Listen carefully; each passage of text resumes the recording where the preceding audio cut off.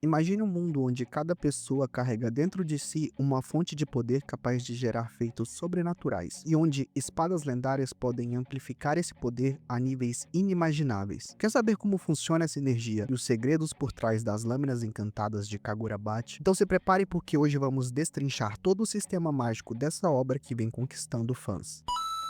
Fala pessoal, bem-vindos ao canal Sinjo. No vídeo de hoje vamos conversar um pouco sobre o sistema de magia de Kagura-Bate. Vale lembrar que o mangá ainda está em desenvolvimento, ou seja, muitas coisas sobre esse universo ainda serão reveladas. Vamos levantar tudo o que sabemos até agora sobre a energia que domina Kagura-Bate para que você termine esse vídeo entendendo cada detalhe desse poder. Sem mais delongas, vamos começar.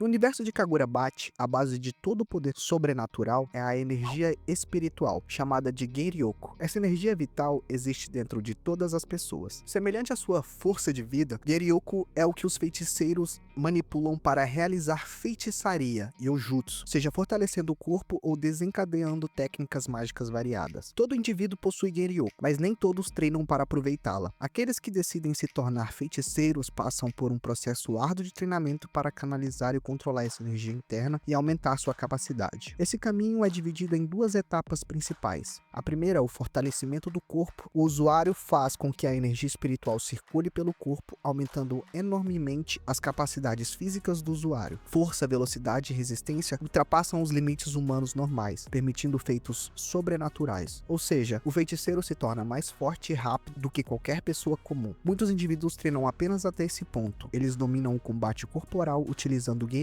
apenas para reforço físico, tratando os feitiços como auxílio secundário em batalha. Inclusive, mesmo quem só alcançou essa primeira etapa já é considerado um feiticeiro no mundo de Kagura-Bate, pois já aprendeu a usar a energia espiritual no próprio corpo. Na segunda etapa, ocorre a manifestação da feitiçaria. Após o corpo já estar fortalecido e treinado, o próximo estágio é manifestar um feitiço específico. Cada feiticeiro em Kagura-Bate desperta uma habilidade sobrenatural única, um tipo de feitiçaria individual que é inerente e predeterminada em seu ser. Essa habilidade pessoal pode ser qualquer fenômeno ou poder sobrenatural. Por exemplo, criar objetos místicos, controlar um elemento, invocar criaturas especiais, espirituais, etc. Tudo através da manipulação e consumo de Genryoko. O processo de despertar essa magia é gradual e instintivo. O usuário primeiro começa a manifestar pequenos sinais do seu poder, vai se acostumando e compreendendo sua habilidade aos poucos, desvendando seus mistérios até conseguir materializar plenamente a magia no mundo real. E então, somente após essa materialização, o feiticeiro atinge a compreensão final de toda a extensão de sua capacidade. Em outras palavras, a pessoa vai dominando cada vez mais seu feitiço e entendendo seus limites até finalmente alcançar o máximo que pode fazer com aquela habilidade. Essa feitiçaria inata de cada indivíduo é fixa. Em geral, cada feiticeiro terá apenas um tipo de poder ao longo da vida. Por exemplo, se a habilidade de alguém é criar chamas, essa será sua magia principal sempre. Existem, porém, algumas exceções raríssimas a essa regra. Diz que normalmente é impossível usar dois feitiços diferentes, mas alguns indivíduos excepcionais conseguiram isso. No mangá, somos informados que duas pessoas fugiram à regra até agora. O primeiro líder do clã Sazanami, há 200 anos atrás, e Hakuri Sazanami, um personagem dos dias atuais. Ambos foram capazes de usar duas habilidades distintas. No caso deles, o feitiço chamado Izou e também o domínio de um espaço dimensional conhecido como Armazém. Essas exceções confirmam que, embora 99% dos feiticeiros tenham só um poder, existe a possibilidade remota de alguém manifestar dois Genryokos diferentes. Vale mencionar que, no caso do Hakuri, descobriu-se que cada habilidade dele tinha canais de energia separados no seu cérebro, e houve até procedimentos para salvar uma habilidade quando ele quase a perdeu por exaustão, ou seja, é algo bem complexo e arriscado. Outro detalhe interessante é que a feitiçaria costuma ser hereditária. Membros de uma mesma linhagem sanguínea têm grande chance de despertar o mesmo tipo de feitiço que seus antepassados. Isso acontece, por exemplo, no clã Sazanami, cuja técnica Izou passou por várias gerações. Ainda assim, treinamento e talento individual continuam sendo fundamentais. Não basta ter o sangue, é preciso esforço para desbloquear o poder. Genryoko é a energia espiritual universal em Kagura-Bate. Qualquer um pode treiná-la, fortalecendo o corpo e com muito empenho despertando um feitiço único, conforme seu potencial inerente. Essa magia única evolui conforme o usuário a pratica, até atingir seu auge de poder. A maioria terá só um poder à disposição, além de técnicas genéricas como barreira ou movimentação rápida que podem ser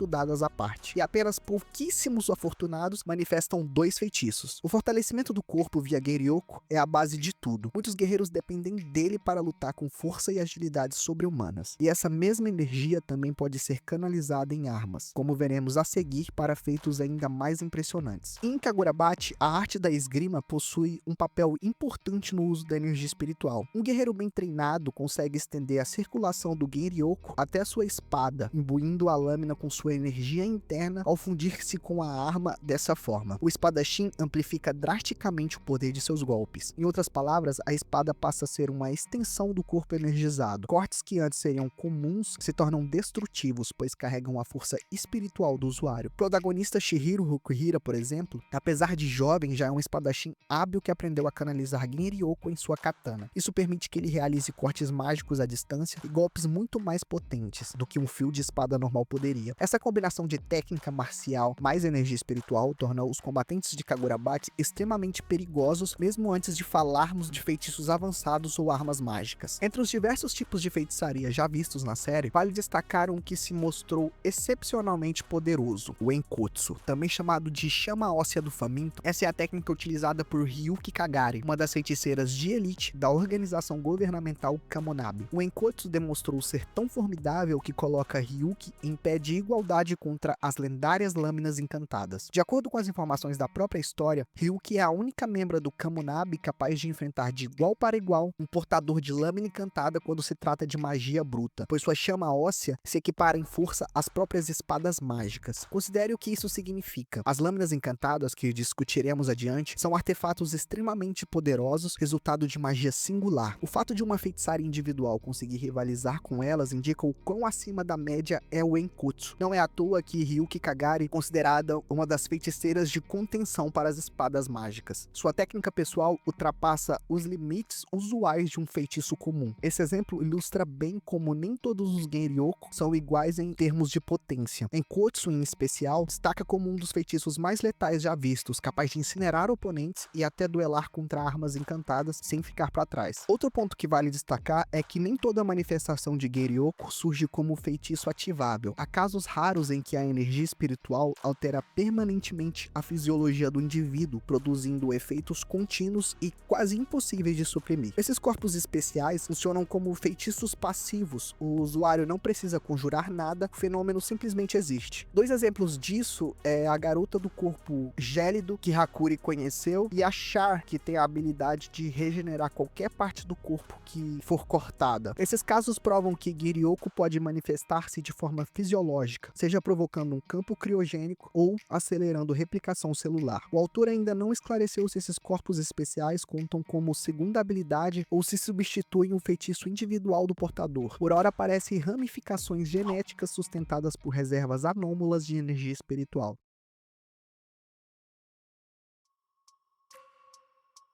Saindo um pouco dos indivíduos e olhando para objetos mágicos, precisamos falar do Datensek, conhecido também informalmente como Datenrock. O Datensek é um mineral espiritual raríssimo, uma espécie de pedra mágica descoberta durante a Guerra Seitei, um grande conflito que ocorreu 22 anos antes da trama principal. Apenas cerca de 250 quilos de Datensek existem no mundo inteiro, o que já mostra o quão precioso ele é. Mas sua importância vai além da raridade. Essa pedra possui a habilidade de amplificar massivamente a energia espiritual que é canalizada dentro dela. Em outras palavras, o Datensek funciona como um turbo para o Geryoko. Ele pega a energia de um feiticeiro e multiplica a níveis absurdos. Contudo, há um lado sombrio. Esse poder de amplificação é instável e perigoso demais para os seres humanos. Se um feiticeiro tentar absorver ou usar diretamente a energia amplificada pelo Datensek, seu corpo não consegue suportar a sobrecarga de Geryoko e o resultado é uma explosão do corpo devido ao excesso de energia acumulada. Basicamente,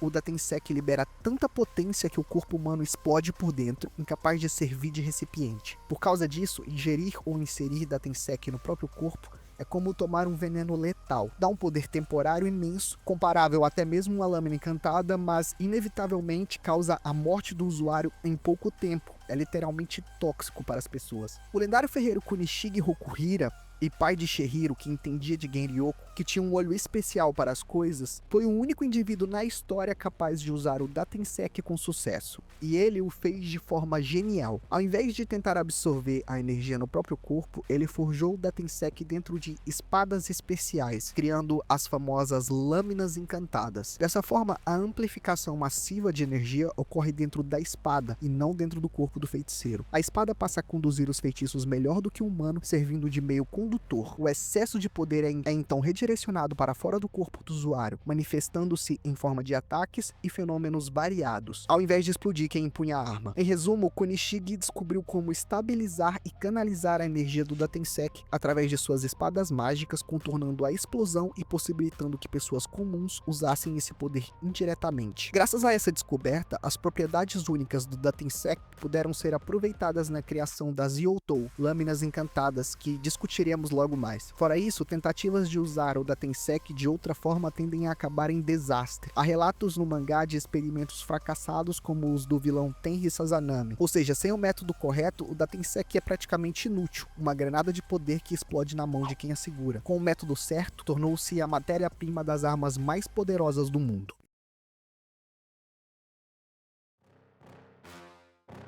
Chegamos enfim nas Youtou, em uma das traduções livres, lâminas encantadas. São armas mágicas lendárias de Kagurabachi. As Youtou são, em essência, o ápice da combinação entre habilidade humana e poder espiritual. Mas o que exatamente elas são e como funcionam dentro do sistema mágico? Vamos por partes. O que é uma lâmina encantada? Trata-se de uma coleção de 7 katanas especiais e extremamente poderosas, forjadas pelo mestre ferreiro Konishige Hokuhira, usando o Datensek em sua composição. Cada uma dessas espadas foi infundida com feitiçaria durante a forja, adquirindo propriedades mágicas únicas. As primeiras 6 lâminas encantadas foram criadas em meio à Guerra Seitei, 18 anos antes da história atual, e entregues a 6 espadachins de elite da época. Com o poder dessas armas, esses guerreiros viraram a maré da guerra e ajudaram a garantir a vitória, tornando Konishige um herói nacional. Após o conflito, Konishige recolheu as espadas e, algum tempo depois, forjou uma 7ª lâmina, chamada de Enten. Essa última espada ele guardou em segredo e acabou legando a seu filho Shihiro pouco antes de ser assassinado. A trama de Kagurabachi começa justamente quando um grupo criminoso de feiticeiros, os Reishaku, rouba as 6 lâminas encantadas originais e mata Konishige, levando Shihiro a iniciar sua jornada de vingança para recuperar as espadas roubadas usando a única lâmina restante, a Enten. A principal força das lâminas encantadas reside em sua relação única com a energia espiritual do usuário. Basicamente, as Youtou atuam como amplificadores vivos de Genryouko. Elas intensificam a energia espiritual a um ponto tão alto que o corpo humano não consegue mais contê-la internamente. Mas diferentemente do uso direto de Datensek, que faria o corpo explodir, aqui a energia amplificada encontra vazão segura para fora do corpo através da espada. Ou seja, toda aquela potência extra se manifesta em forma externa ao redor da lâmina ao invés de dilacerar o portador. Quando um espadachim canaliza seu Genryouko em uma lâmina encantada, a espada concentra e espelha essa energia em forma de ataque sobrenatural. Cada espada dá origem a formas específicas de manifestação de energia, geralmente ligado ao tema da espada. Por exemplo, a lâmina encantada em Ten, empunhada por Shihiro, produz poder em forma de peixe dourado quando seu poder é ativado. Sim, surgem peixes dourados espirituais que cortam e incineram, refletindo a natureza do feitiço de Enten. Já a espada Kuregumo, ao ser usada por Genichi Soujo, manifestou um gigantesco dragão de nuvens envolvendo seus golpes. E a lendária espada Shinuchi, a Magatsumi, apresentou uma enorme borboleta fantasmagórica quando liberada em batalha. Cada Youtou, portanto, dá forma visual e tangível à energia espiritual de maneira diferente, conforme sua natureza. Essas formas nada mais são do que massas de Genryouko super concentrada, assumindo aspectos diversos, seja peixe, dragão, borboleta, etc., conforme a espada. Essas formas geradas pela Youtou podem inclusive ser controladas livremente pelos espadachins, quase como extensões de seu próprio corpo espiritual. O usuário consegue mover as formas de energia ao seu redor, direcionando ataques à distância, e também pode enxergar e perceber através delas, usando-as para vasculhar o terreno durante um combate. É como se a conexão entre espada, usuário e manifestação fosse tão forte que a consciência do espadachim se projeta naquele dragão ou peixe de energia. Além disso, sabe-se que o portador pode carregar a espada com seu Genryouko previamente. Assim, mesmo longe da arma, ele consegue ativar as técnicas armazenadas ali até que a energia estocada se esgote. Isso já aconteceu com Shihiro durante uma missão condição, por exemplo, em que ele deixa sua espada separada, mas previamente infundida com energia para usar seus poderes remotamente. Embora cada lâmina encantada tenha suas técnicas padrão, em geral, cada espada criada por Kunishige possui 3 técnicas principais conhecidas, segundo informações atuais da história. Existe um conceito em Kagura-Bachi que eleva esse sistema a outro patamar, o estado Onryu, também chamado de verdadeiro domínio ou True Helm das espadas. Esse termo corresponde a um fenômeno especial, uma espécie de modo avançado em que a ligação entre o portador e a lâmina encantada atinge seu ápice. Quando o usuário entra nesse estado Onryu, significa que ele conseguiu sincronizar completamente seus pensamentos, instinto e desejo com a espada, a um nível de harmonia tão profundo que a própria Youtou começa a evoluir e adaptar seus poderes de acordo com a vontade e a necessidade do portador. Em outras palavras, a arma transcende os limites teóricos que tinha originalmente, desbloqueando novas extensões de técnicas que não estavam previstas nem mesmo pelo ferreiro que a criou. O Onryu é descrito como um poder que excede as barreiras teóricas da espada, ou seja, vai além do que seria esperado pelos princípios normais daquele feitiço. Na prática, vimos exemplos disso na história, por exemplo, quando Shihiro, ao lutar intensamente com a Enten, acabou desenvolvendo uma variação chamada Kuroshigiri, uma extensão de poder negro da Enten adaptada ao seu estilo de combate. O Soujo com a Kuregumo conseguiu uma técnica de camuflagem e invisibilidade com as suas nuvens, a técnica Mei, que também parecia extrapolar o uso comum da espada. O misterioso Kensei, portador da Magatsumi, possuía uma técnica chamada Kodoku,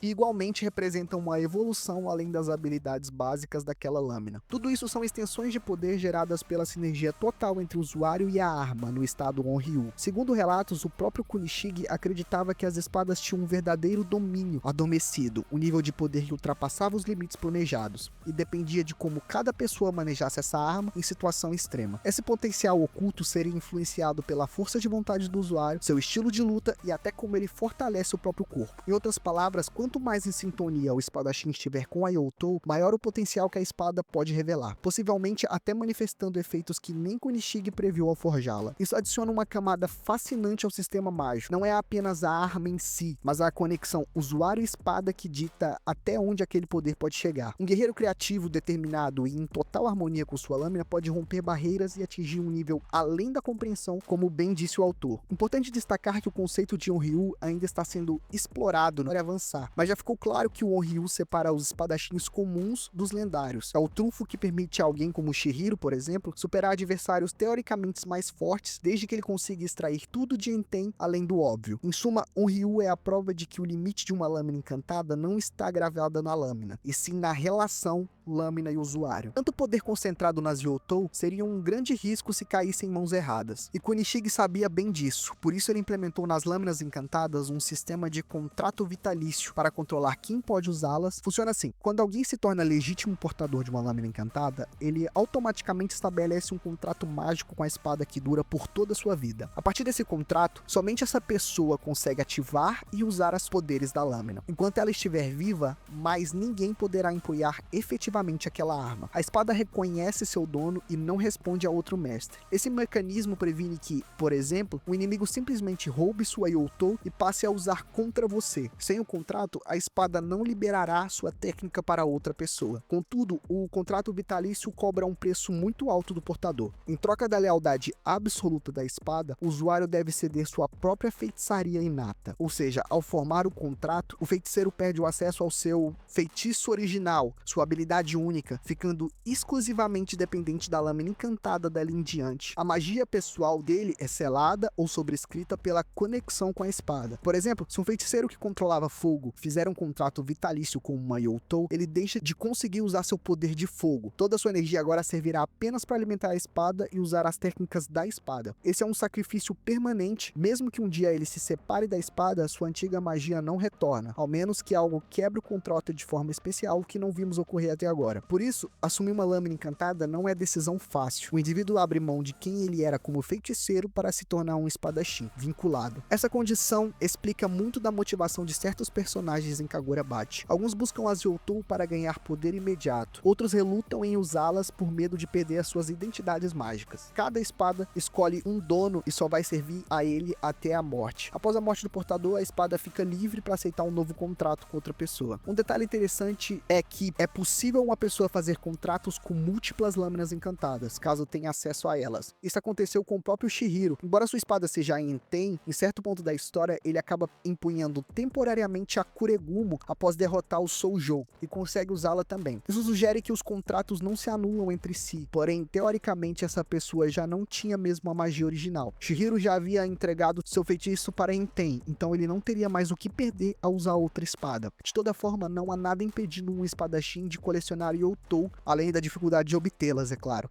O que não acontece é alguém sem vínculo querer usar uma espada contratada, aí sim não vai funcionar. Kunishiga implementou esse sistema de contratos vitalícios justamente para evitar o uso de, se alguém roubar uma Youtou sem ser seu dono legítimo, não conseguirá ativá-la, tornando-a inútil nas mãos erradas. Somente matando o portador atual ou convencendo-o a ceder é que a espada pode ser reclamada. É um mecanismo inteligente de segurança, porém tem uma consequência trágica. Lembremos que o portador perdeu sua magia original. Então, se ele for morto ou se aposentar, ele não tem mais poderes próprios. Isso o torna vulnerável caso fique sem a espada depois. Em Kagurabachi vimos ainda um detalhe sinistro relacionado a contratos. A espada Magatsumi, a Shinuchi, possuía um contrato especial atrelado aos demais. Por falta de tempo ao criar cada contrato individual, Kunishiga fez com que, se o portador mestre da Magatsumi morresse, os outros 5 portadores das demais espadas também morreriam instantaneamente. Era uma espécie de seguro para manter todos vivos ou eliminá-los caso o pior acontecesse. De fato, durante a história, isso quase ocorre. Um leilão macabro